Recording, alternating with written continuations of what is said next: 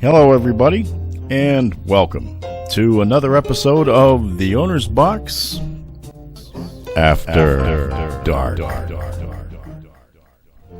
I am your host, Mark Farinella, the former assistant sports editor, sports columnist, and Patriots beat writer for a metropolitan daily newspaper here in southeastern Massachusetts, where I fought for truth, justice, and the American way for 41 years until they decided that I didn't need to do that anymore, and I retired. Welcome to the 21st episode of The Owner's Box After Dark. And it'll be a jam-packed one tonight, I think. It is October 11th. In the waning minutes, actually, it's probably going to flip over to October 12th by the time I stop recording this. So 2020, of course, the year that just won't end. And I am recording, as always, within the palatial surroundings of Studio A of Fulton Pond Studios in Mansfield, Massachusetts. And as I said, I've got a lot of stuff on the docket tonight. This would have been a more of a football commentary at this point. Unfortunately, that cannot be tonight for reasons that I will get into later. The New England Patriots were supposed to play the Denver Broncos today, but unfortunately, the dastardly COVID-19 virus intervened. So we'll get into that, as I said, a little bit later. But first and foremost, I want to tell you about a couple of usual topics. The first thing is tonight's drink of choice, and it does look good. It looks like a latte, but it actually isn't.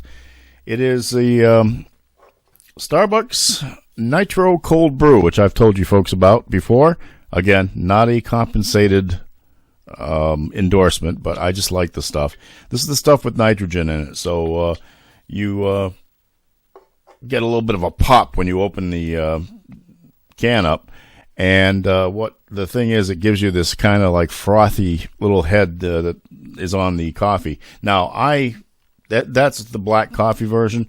I mix in some half and half and a couple of squirts of liquid Splenda and some ice, and that gives me a delicious, smooth drink that'll get me through this podcast. And I got to admit, this is the second try at the first segment of the podcast because I had a few issues with the audio, so we're doing it again. Anyway, cheers to all of you. God, that's good stuff.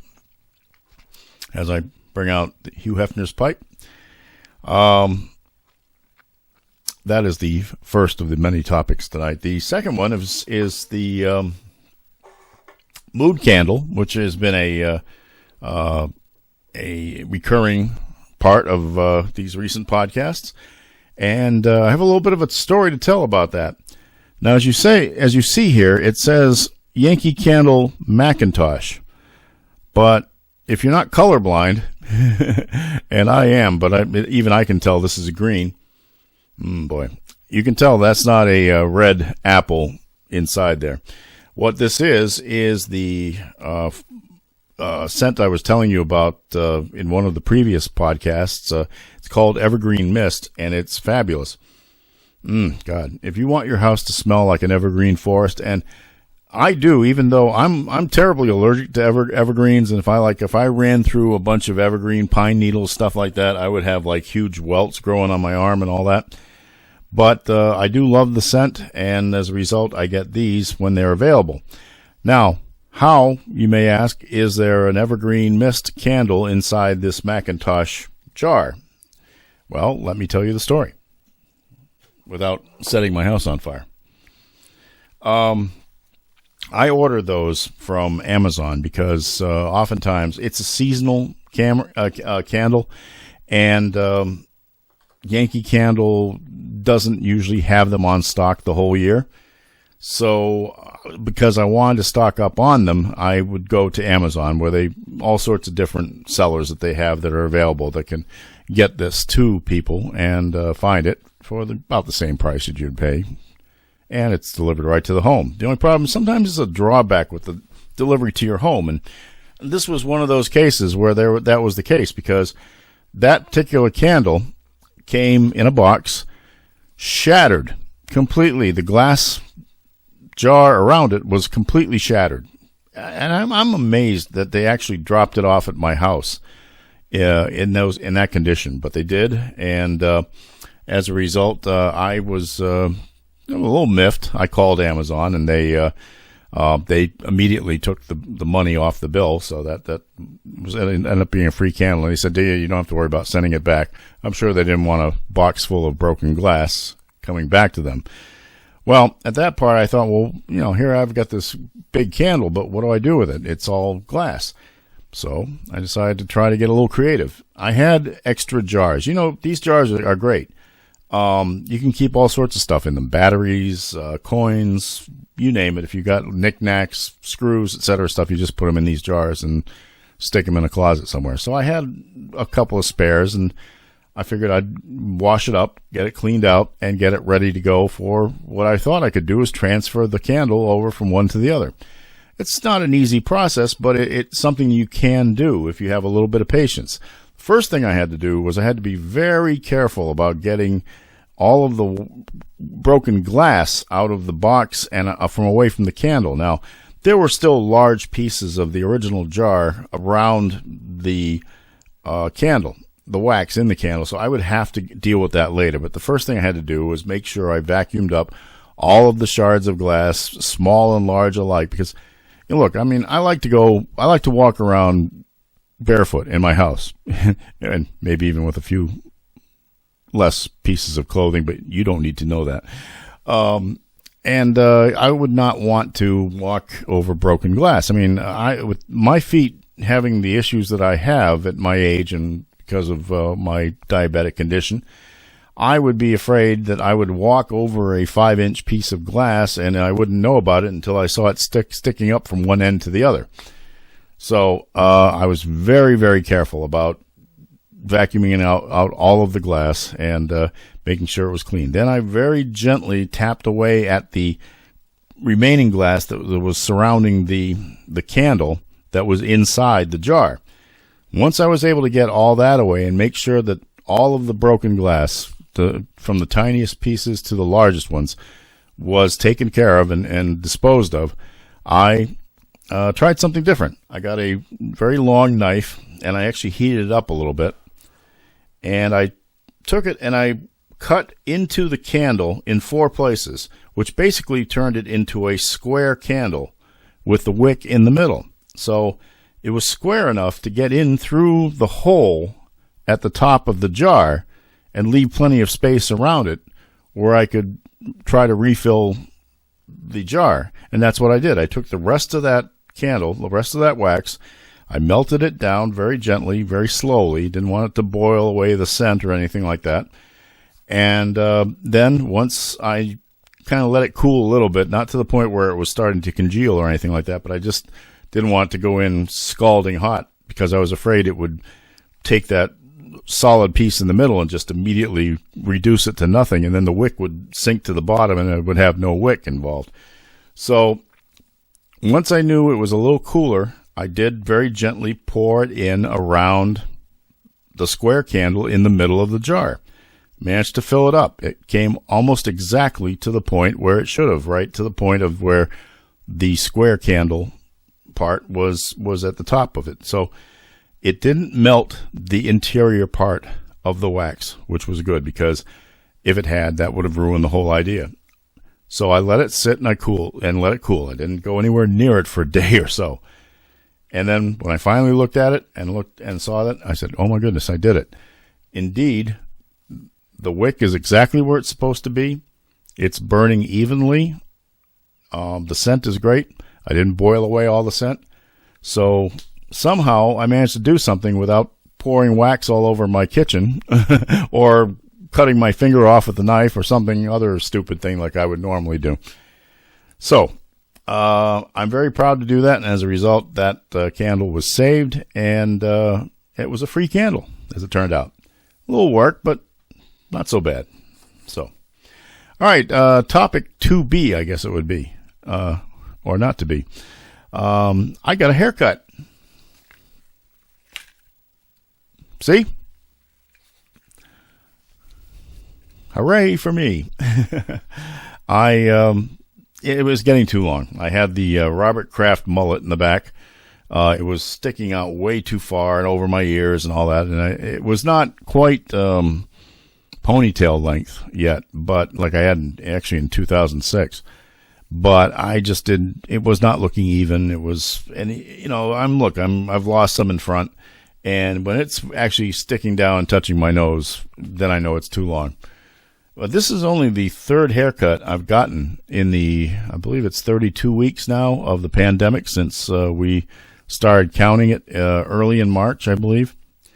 And I got one at a regular barber shop here in town. They opened up before the salons. Now, I've been going to the same, at least not necessarily the same salon, but the same people who run the salon. I've been going to them for most of my adult life. So I wanted to go back originally, but they weren't open. So I went to another barbershop for once, and I haven't been to a traditional barbershop since I was a kid, to be honest. And I went to one called Royals Family Barbershop here in Mansfield. And the family is the same family as the person that I've probably mentioned her occasionally here. Jennifer Royal, the former sports broadcaster for the Yes Network and for some other operations, and also WEEI in Boston, who left that industry and became a chef, and now owns her own restaurant up in the north end of Boston on Hanover Street. It's called Table, and it's an outstanding restaurant. It's getting great reviews. I've dined there a couple of times, and I went there for takeout at the beginning of the pandemic for almost 10, 11 straight weeks. And little tidbit here, she's opening up something called Table Mercado, which is basically a little marketplace next to the original restaurant.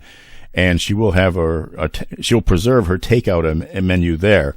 Her normal restaurant is what they call Prix Fix, I guess, or price. It's a fixed price and fixed menu situation. You get 9 courses for a fixed price, and the seating is limited because it's a very small restaurant. And they've had outdoor seating here during the pandemic, but she's done quite well with that. But she's expanding a little bit, and I'm very happy for her. But her brother runs the barbershop that used to be run by their father. He passed a few years ago, unfortunately. They named the Little League complex here in town after Frankie Royal, and good for that. So I went there, got a good haircut, but I have a certain loyalty to the people that I have gone through for so long. So I went back to Hair at the Square, also in Mansfield, and Paula Ferrara took care of me, and I'm thankful for it because, believe me, I just don't like having long hair. I had long hair when I was a kid, when I was in college, and tried it as lately as 2006, 14 years ago. Just did not fit a man of my age, believe me. So I feel comfortable now, and thank you, Paula, and we'll get you a credit at the end of this episode. So with that in mind, let's go to the real second topic of the night, although I guess it's probably the third by now. I don't know. The New England Patriots. Yeah, well, they were supposed to play today against the Denver Broncos at Gillette Stadium. Now, it is 11:51 p.m. on the 11th, Sunday of October here. That I know it's going to sound a little confusing when I go farther because I'll probably want to react to the clock I see up in the corner there, and I'll say, oh, wait a minute, it's Monday now. But anyway, the game was supposed to be originally on Sunday. And then because of additional COVID-19 cases here in Foxborough with the Patriots, the game was shifted originally to, first it was going to be at night on Monday, and then they moved it to 5 p.m. Eastern time, which would have been 3 p.m. Mountain time for Denver folks. The problem being that after the positive results for Cam Newton and for practice squad tackle Bill Murray, Later on, cornerback Stephon Gilmore tested positive, and neither Gilmore nor Newton practiced all week. So as a result, they were thinking they still might get the game in if they moved it to Monday.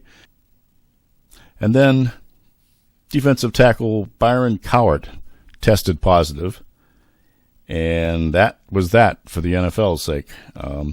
So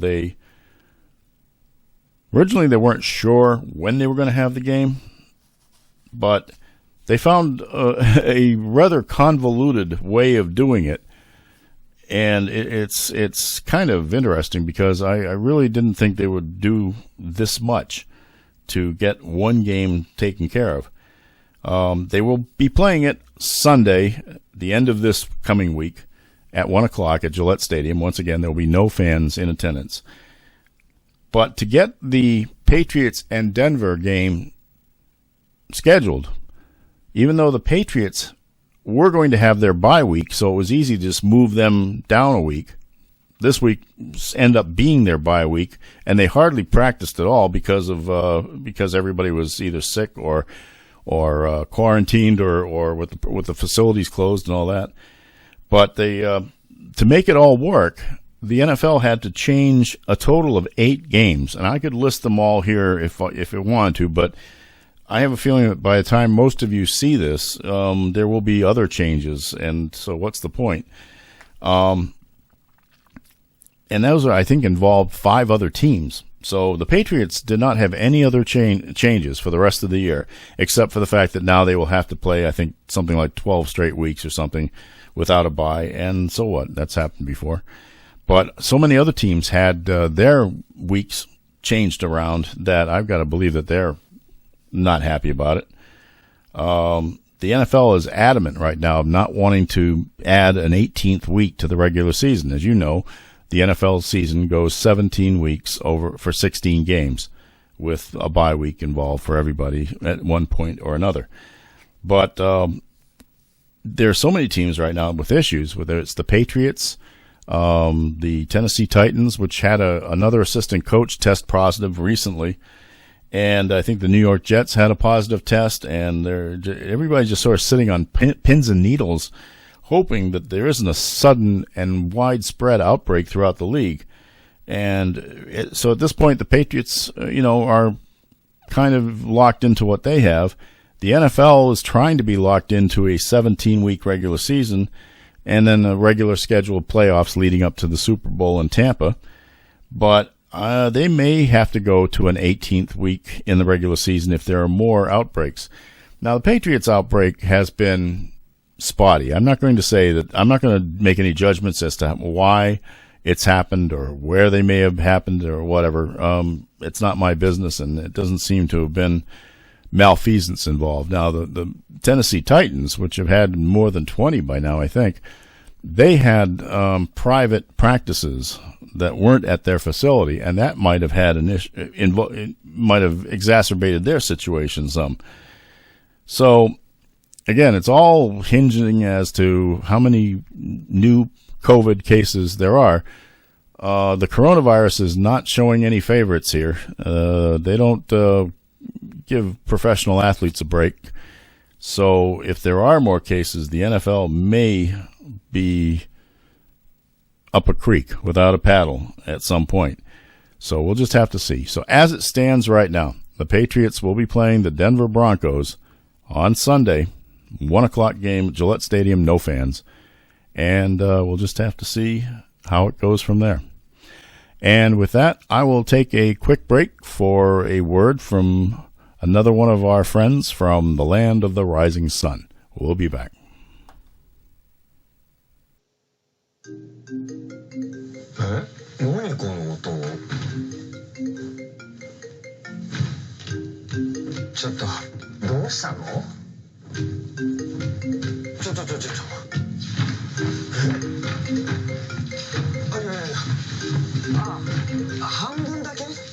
iPhone 10, iPhone 8, au は半額だ。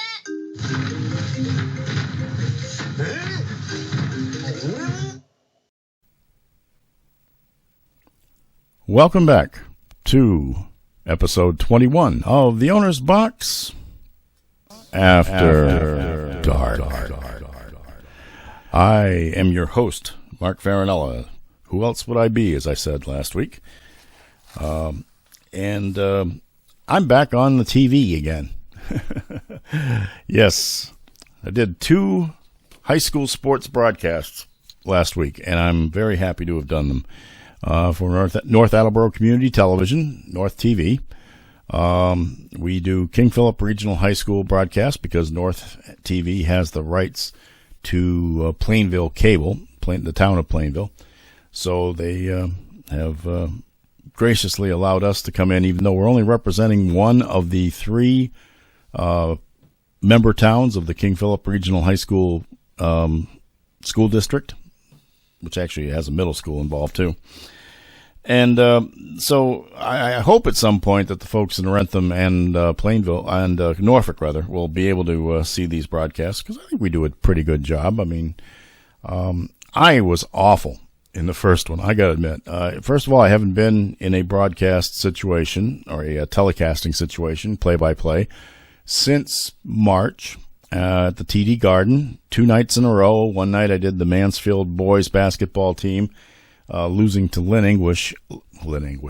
You see, I need work. Lynn English, the eventual state. Well, they were named the state champion because of the situation that took place there. That was the state Division I semifinal, and Mansfield lost that game. The next night, I was back at the TD Garden for the Division II state girls semifinal when the Foxborough High girls defeated North Reading handily, and had earned themselves a supposed trip, one they expected to make, to Worcester the following Saturday to play the state Division II championship game. Neither of those championship games took place, and so as a result, Lynn English got a share of the title. Foxborough got a share of the title. They were not allowed to play because at that point in March, the severity of the pandemic people became aware of how this could be something terrible, as we have found out now with over 213,000 Americans that have lost their lives to this plague, I guess is the best way to put it. But anyway, I'm into all the efforts to try to regain some sort of normality. Part of it is a limited return to competing in high school sports this fall, and not all sports are being played. To make a long story short, and you've heard it before on these podcasts, the state established levels of contact risk involved for people touching each other and being exposed potentially to the virus. So sports that were deemed lower risk were basically allowed to compete, whereas the sports that were of higher risk, like football, I think boys volleyball and girls volleyball and competitive cheerleading were forced to wait until what they're calling the Fall 2 season, which will actually be a window at the beginning of March through the end of April, basically about 8 weeks to get some competition in. So in the meantime, you have an abbreviated fall schedule for sports like field hockey, boys soccer, girls soccer, and golf, and cross country. So we at North TV are doing some King Philip boys soccer, girls soccer, and field hockey. My first game was a field hockey match, and I was awful because I have not watched a lot of field hockey in a long time. So I've told you the story before, and I'm not going to say hi to my ex-girlfriend again, but I actually did. But yeah, no, I just was not comfortable doing that game. I got better as the game went along, but it took a while to really get myself kind of used to the cadence and used to being able to speak through a mask. That's another thing. We, have the microphones on our headsets as we do normally, but I have to wear a mask. My broadcast partner, in this case, it was Del Malloy, the former Wheaton College women's basketball coach. He was sitting would say about 6 feet away, and we had our mixing board in the middle, and so we had plenty of room in the press box, and I just wasn't comfortable with the sport, though. The next day, I had a different partner. His name's Martin Grealish, and he is Irish, I believe, and he knows the sport. He is of soccer. He is a soccer referee, and I'm not going to say, look, people know that I've not had a great deal of love for soccer in my lifetime, but what I do love, I love watching it at its best.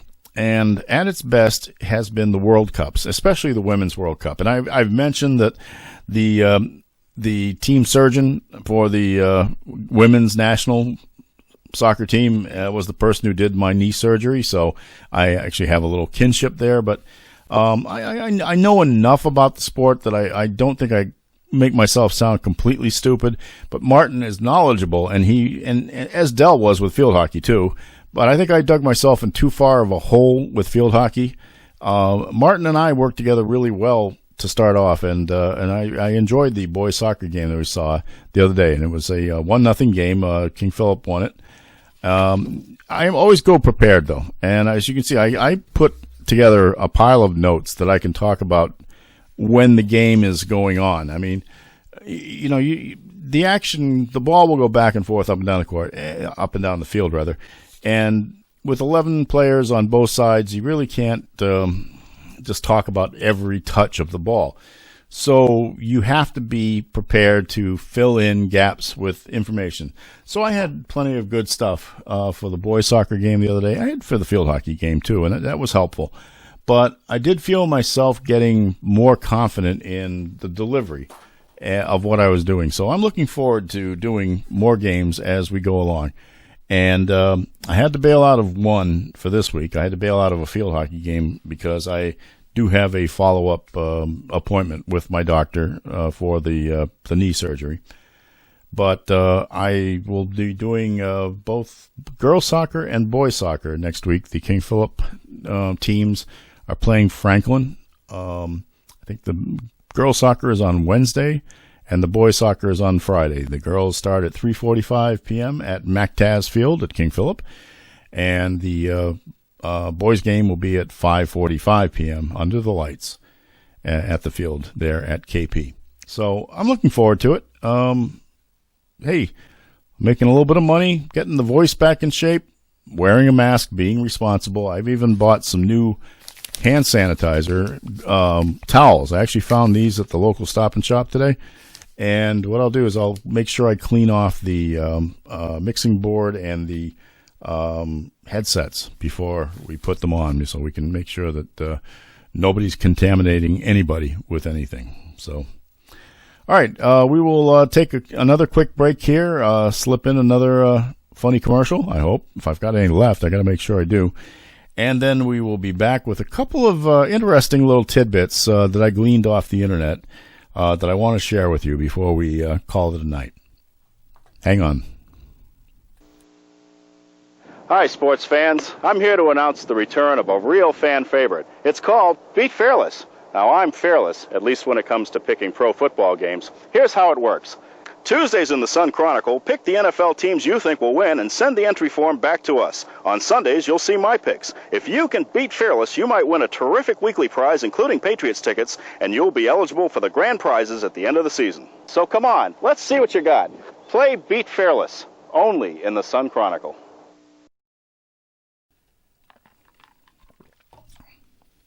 Hello again, and welcome back to the Owner's Box After Dark.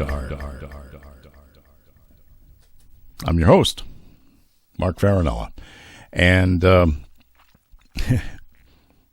I don't even know at this point what commercial I threw up there. I mean, sometimes I have an idea, so that's why it looks like I'm following the commercial that I just saw. So I can't tell you what it was, but I'm sure it was crazy. So I'll have to find some more of those. Maybe I can find some other ones too, that some old commercials or something like that might be worth a hoot. As long as I don't have to pay anybody any royalties for any of these things, I will be very happy.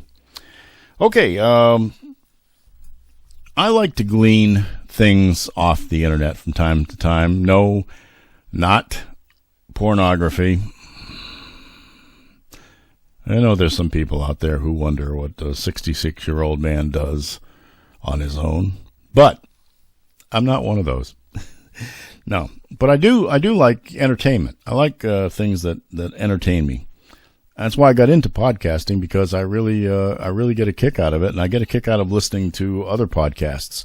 I think I've told you that I enjoy the Battlestar Galacticast that is done by one of the primary actors from that series of about 15 years ago, Tricia Helfer, who played the beautiful Six, Cylon, and her co-host is a writer named Mark Bernardin, who is quite versed in the universe of Battlestar Galactica, at least definitely the reimaged one, which was by far 10 million times better than the original series. But that podcast comes out every Tuesday on all of your popular podcasting platforms. Say that 5 times fast. And I recommend it if you like science fiction, if you like hearing something. They are coming up very close to the end of the podcast. What they have done, and I think I've mentioned this before, is that they have basically reviewed every single episode week after week after week after week. Sometimes they have guests, sometimes not, but they're seeing it through the perspective of 15 years down the road, where they now have a different view of how to critique this show, and actually find out that in many aspects, the show stands up very well and speaks very well of the issues raised in the show that really relate more to the circumstances of our lives now, here on Earth, in real worlds, and in the real world of things, not science fiction. But as we all know, most science fiction is a parable of sorts, definitely hearkening to issues that we face on a daily basis, just put in a different venue. So I like that podcast. I listened to my friend Ed Berliner. I've mentioned him before. He used to be the host of a show when Comcast was doing a local regional channel here on all of its cable systems called CN8. They did a lot of original programming, and one of them was a sports show called Sports Pulse. So Ed's doing a video podcast right now called The Man in the Arena. I'm a frequent guest because I have nothing better to do with my time, and I guess I can talk really well. So whether I'm knowledgeable or not, that's another question. But I'm glad to join him on those. But he tackles a lot of topics and does a very good job of it. So I would recommend you search for that, not only on the podcasting platforms, but also on Facebook Live and on YouTube, which is a good place. The Battlestar Galacticast is audio only, kind of like the Owner's Box podcast is the original one is audio only, but Ed's is video and audio, so you can find it again on all those podcasting platforms, but also on YouTube and on a lot of other video places. So, most recent one I discovered though. And I did it. I found out about it on Seth Meyers' show, Late Night with Seth Meyers. And actually, it was a rerun I was seeing on Friday night, I think it was, last Friday night, where his guest was Sarah Silverman. You probably recognize that name right off the bat. Very talented comedian, actress, funny person, edgy, not afraid to talk about anything. Anything. And she gets in trouble with that sometimes, but you know what? I've always enjoyed, ever since, for many years, ever since she first kind of showed up anywhere. She was actually in There's Something About Mary as just a kind of it was one of her earliest forays into any kind of entertainment. But she only had a very couple of minutes, and she was one of the people that hung around with Cameron Diaz at the beginning of her stay in Florida. I won't go through the whole movie, but she's not on camera that long. But she's really developed quite a career. She talked at the Democratic National Convention 4 years ago, and that raised a few eyebrows because she's a big Bernie Sanders supporter, but she is smart enough to know not to split hairs right now, because you basically have to get the current occupant of the White House out of the White House, and then you can deal with how you feel about the person who's going to enter the White House afterwards later down the road. But no, Sarah Silverman's funny. First of all, she's kind of like a little snake, because she's attractive, not in a, blonde bombshell way, as she mentions on part of the podcast, but, she's very attractive. She has a sweet voice. And then just these daggers come out of it at times, not angry, but just funny, just absolutely funny. And she'll talk about anything. So she has a podcast now, and she was telling Seth that she was about to start the podcast, and I decided to listen in. So I think that she started on the 8th of October, so it hasn't been up for long. She did put 3 episodes up right off the bat, and I'm going to offer you a couple of seconds of one of them. She actually allows people to go to a website and leave voice messages if they want. And I guess she and her producer go through them and decides which ones will go up. I'm sure there's been hundreds and thousands of them probably have been gone up. I've actually been tempted to leave one, but that might be a little creepy. So I will just allow you to share in a couple of about a minute and a half, I guess it is, of a clip from hers, and I hope you enjoy it. Let's take listen to another voicemail. Hey, Sarah, this is Matt. We actually share the same birthday. I don't think it's the same year, but it's the same birthday. And I just want to say that I think you're gorgeous and hilarious and witty, and you're actually my celebrity hall pass. So what up? I'm going to say something. This is going to sound really cocky. Probably 200 people in my life have said I'm their celebrity hall pass. And I only point that out because I'm not like a blonde model in a bikini. I'm like a Jewy woman. It's nice. I think people like real people, ultimately. I don't know. Thank you for that. Should I fuck him? This is really big, and who knows what the future will bring. I don't know. I'm on the edge of my seat. But I did buy a house, and I'm going to live in it. I'm going to live in a house. I've never lived in a house in my adult life. I grew up in New Hampshire, and I grew up in a house. I mean, in New Hampshire, we didn't even lock the doors, not even at night. It was different.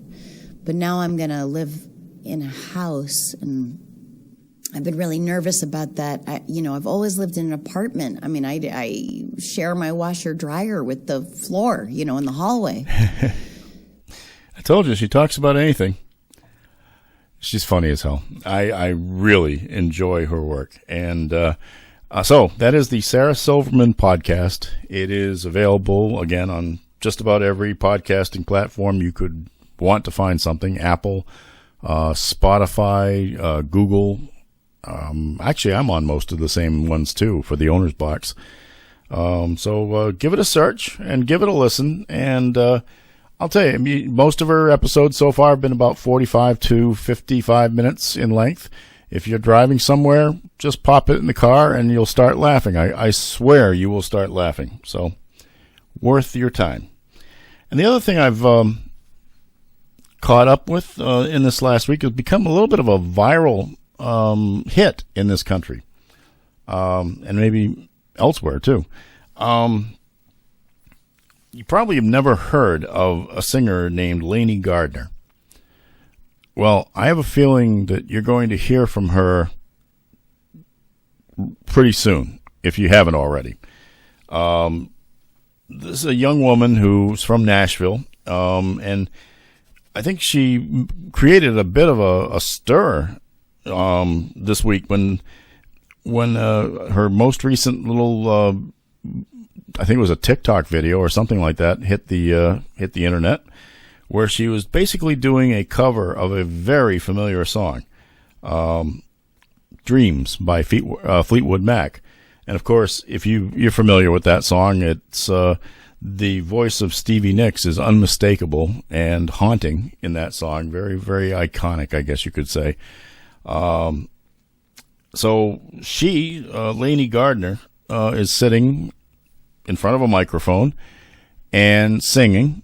At first, she takes a giant gulp of a bottle of Ocean Spray cranberry juice, which good for the folks down in Carver, in that neck of the woods, where they are very sure happy to have the endorsement. But and then she just sings. Now, at first, I got to admit, I thought, oh, well, she's just lip-syncing Stevie Nicks because she sounded so much like Stevie Nicks. But then I figured I would check it out, and so I listened, and of course, she's singing off of the music from, I guess, karaoke, so it's the actual recorded music from the song as we know it, but just with no vocals. So as a result, there's no background vocals or backup vocals or anything like that. And if you remember in that song, I believe that there's a couple of pre-recorded tracks where Stevie sings her own harmony or something like that. But again, I'm not a music expert. There are people who could probably tear me to shreds for even suggesting that I know anything about it. But as I listened to it, I said, I know it's close, but so I went and downloaded the original and I listened to it as much as I could. Now, I didn't listen to them both side by side, but I could tell after a while as I would listen to one and then the other, there were a few areas where what Lanie does is a little different, just a note or just how she sings a specific word or something like that. But damn, she's good. She is really good, and I will share some of that with you right now. So remembering what you had and what you lost and what you had.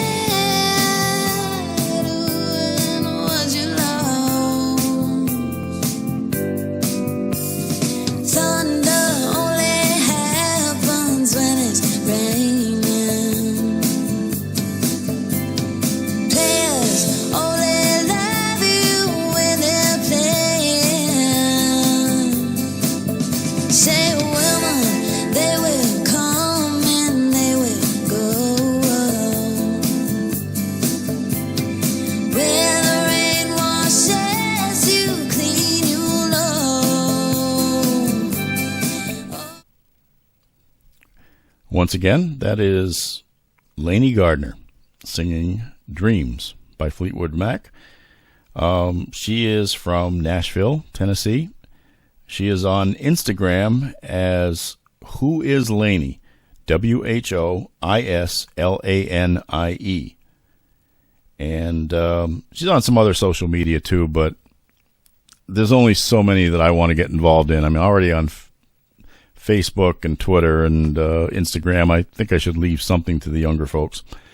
But take a listen. She is good. And the funny thing is, I was actually looking at some Instagram videos from some of my friends, how they can do those personal stories. I haven't done anything like that yet because this is enough. But one of my friends just ran something of her in her car driving somewhere, and in the music in the background was this recording. So it's getting around, and I wish this girl nothing but the best, and I'm sure the folks at Ocean Spray enjoy that. In fact, it's funny, I saw a bit of a mashup by people showing themselves gulping something down as they're listening to it. And it's amazing how these things happen on the internet. And some chose Ocean Spray cranberry, and others were gulping down God knows what, beers, some other stuff that looked suspect. But you can tell this song's gone viral, so it's been fun to listen to. Okay, and that should do it for this episode of The Owner's Box After Dark. Number 21 is in the books. Hopefully we'll have better news on the Patriots and all that other stuff by the next time we do one of these. I just can't tell you whether they will be or not. I have to remember that I didn't do this last week, so as you might have seen the scrawl that went across that I was trying to make up for my mistake. If you want to see links to all of my podcasts, whether audio or video, plus a lot of other interesting content, you can always go to my website, which is www.theownersbox2020.com. Please type in the www first if you're doing it in your little address field at the top of your screen, because sometimes it just doesn't find it if you don't. But that's where you find all my good stuff. If you would like to send me an email and let me know what you think of these podcasts, which I wish you would do that, because I really would. I'm lonely. Please send it to theownersbox2020@gmail.com. That's the email address, theownersbox2020@gmail.com. And yes, snail mail is available. And I need some stuff in that mailbox to justify the expense. So send it to the Owner's Box, Post Office Box 272, Mansfield, Massachusetts 02048. And just a couple of reminders to everybody. Please, as I've mentioned many times before, please use your hand sanitizer. Great stuff. I haven't used as much as I should lately. There we go. See? You can clean up the hands here. That refreshing alcohol smell that gives you a contact high for about 2 seconds. And please use that. Wear your masks. Follow the arrows in the supermarkets, please. They've redone the Stop and Shop in Mansfield, and they're still in the process. So some of the aisles have down arrows on one area of it and then up arrows in the other. So it's like you could be very upset with the person coming at you, and they will be just as upset with you because they think that you're going in the wrong direction. So they better fix that soon. Please, folks, please Stop and Shop. Get that squared away. I need guidance. So follow all that stuff. Try to be nice. Don't do anything stupid for the next few weeks. And I just got to get this in real quick. I voted already. I got my ballot in the mail, and I sent it off right off the bat. Here's a picture of the ballot. I won't show you what I filled in because I don't think you're supposed to do that, but you can probably guess. So, yes, if you get your ballot, vote. If not, go vote early. And if you don't want to do that, go vote. This is the most important election of your lifetime. Go vote. One way or the other. Vote. And with that, I bid you all a wonderful evening or day or whatever. Please take care of yourselves. Good night, everybody.